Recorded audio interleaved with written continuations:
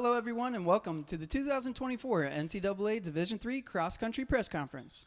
My name is James Vincent, and I'm the Associate Athletic Director for Communications at Rose-Hulman, and I will be the moderator for today's press conference. Our next panel of guests features some of the top student athletes competing in the women's championship race.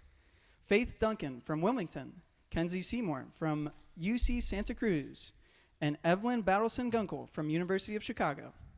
Ladies, I will start with a question for all of you, and then we will open the floor to take questions from the media. For our first question, I just want to ask each of you what it means to you personally to get to this point in the season. After all your hard work and dedication all year, how surreal is it to be competing at the national championship? So for me, my season was it was shorter and more difficult than I had expected because I hurt my foot right after my first race. So even being here is awesome, and coming here after a good regional meet is even better because I don't really know what tomorrow will hold, but I know that I feel healthy, and yeah, I'm excited. Yeah, it feels great. I know the team has been working super hard to get here, so we're all really pumped to just be able to race, and especially at this level. We've gone the last 2 years in a row, so this makes 3, and yeah, we're really excited for this opportunity. Every time I get to toe the line for Wilmington, it's just like a huge thank you and such a blessing to represent this community that's done so much for me, and to be able to do that on the national stage is really cool. I'm just really here to say thanks to everybody who's helped get me here and just shout them out through this performance. Basically, it's a group effort. Well, now we'll open the questions up for the media. Media, please list your name and affiliation before your question. Student News at DIII Glory Days. I'll start with Evelyn. You mentioned you were hurt all year. It's been 2 months since you raced last up until the regional meet. How big of it, though, for your team has it been to have you back and back in the lineup? It seems like things went really well, obviously, with the regional win, but Yeah. from your perspective, what do you think? I mean, honestly, I'm not really sure they need me. They won conference by 20 points, I think, without me. So, I mean, I think it's definitely going to help, but I'm not sure that, I think they could do very well without me. Yeah. Noah Drati, D3 Glory Days. Faith, you probably have the most unconventional training up there. Correct me if I'm wrong, but you've been doing full-on triathlon training. Can you kind of speak to why that gives you confidence and, why it's not more run-specific during cross-country season?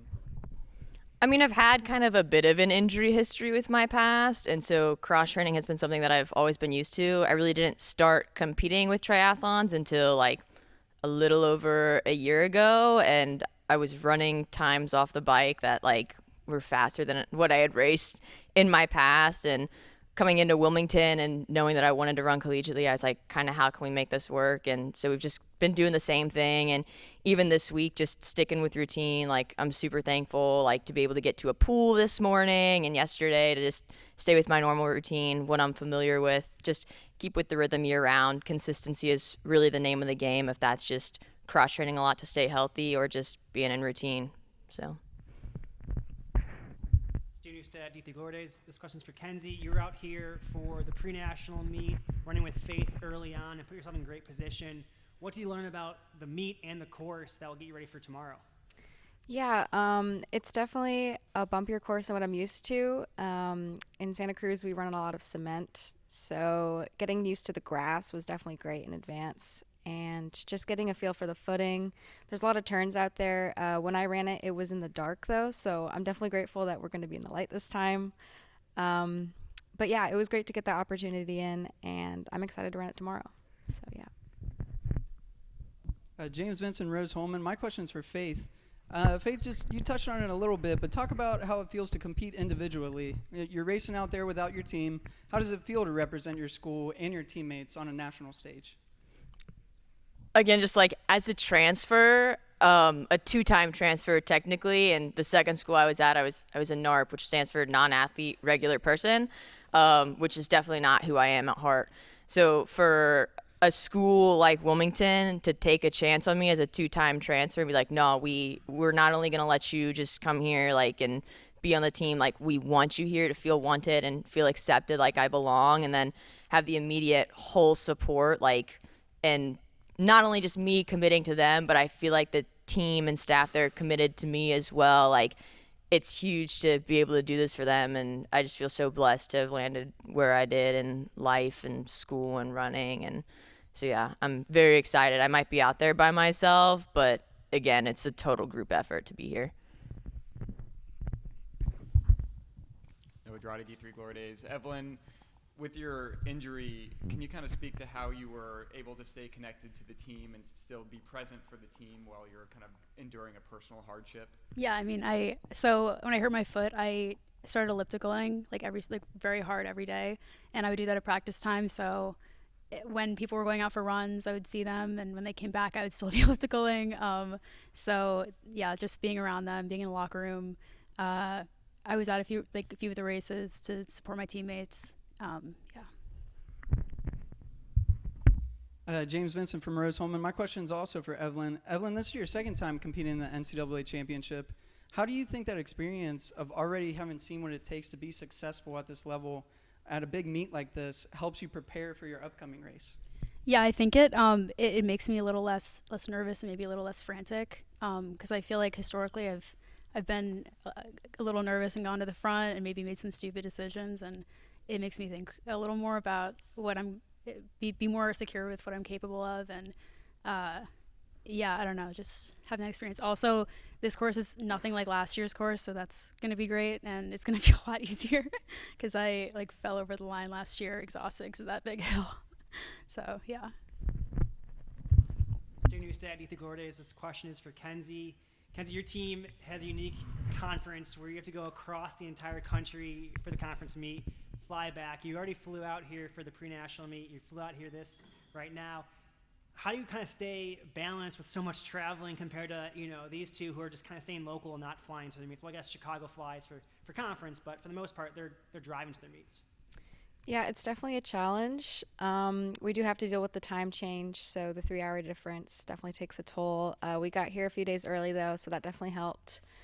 But yeah, overall, the travel is just something you kind of have to get used to. I know during outdoor track, I also traveled a lot for conference, and just being part of C2C makes that kind of a bit more difficult. But yeah, it's been fun. I really enjoyed getting to see different parts of America, and just being able to travel with the team is always a fun experience. This question's for everyone. We've seen all three of you race and go to the front in majority of your races. Is that going to be the plan tomorrow, even though you're sitting next to your competitors?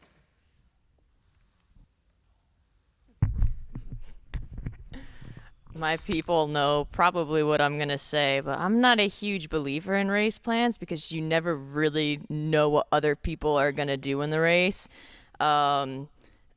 Probably if you think back to outdoor nationals, I was definitely a lurker there. I just kind of loitered around towards the front of the pack until it was time to make moves. And, I think you never know what somebody else is going to do. If you train to run a certain time, there's probably somebody training to run a faster time, and it's cross country, so times don't really matter.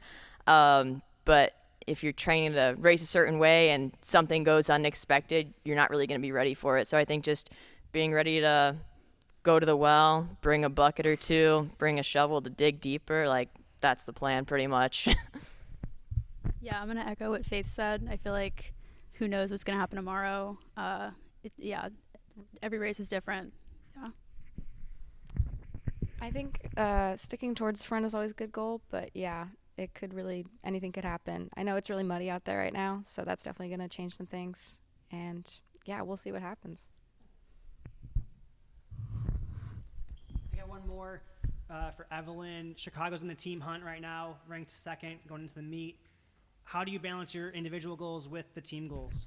Yeah, that's definitely something you need to keep in mind. You can't do anything stupid and be really risky, because there's always a risk of going too hard and then falling back and hurting your team. So that's definitely something I'm keeping in mind. But yeah, I mean, the team mindset right now is just going hard through the line, because the past 2 years we've lost the national title by a couple points both years. So I think that's the main, wherever you are on the race, just finish hard through the line. Yeah. Well, that concludes our time with today's featured women's cross-country student athletes. Thank you for your time, ladies, and best of luck this weekend. Feel up in manana. Yeah.